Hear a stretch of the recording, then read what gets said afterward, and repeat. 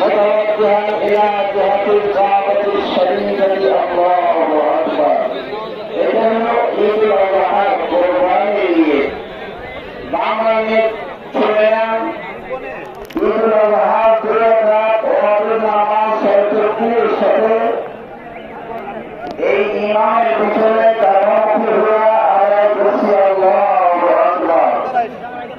এত লম্বা নিয়ে করা সমস্যা মনে করলে শুধু মনে মনে তুলে দিলে বলবে যে আমি ঈদুল আযহা নামাজ পড়তেছি ইমামের পিছনে আল্লাহু আকবার।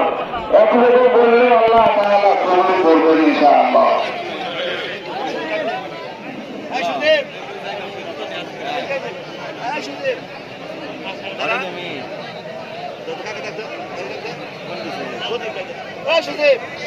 সম্মানিত মুসলিম ভাইরা,